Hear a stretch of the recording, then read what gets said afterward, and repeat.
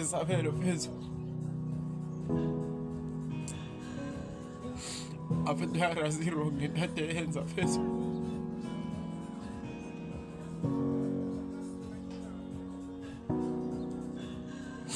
Afethu izolo mfethu.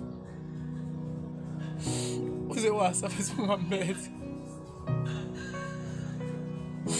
Mfethu ngiyawuza umkhuhlane mfethu. Angisayiphathi umkhuhlane. Mfethu ngikhumbule ekhaya mina mfethu. Mina Sabelo mfethu. Awona mhlanje. Urazi wayithatha ingubo mina mfethu. Bheka uma mfethu. Sengamela ngibulala.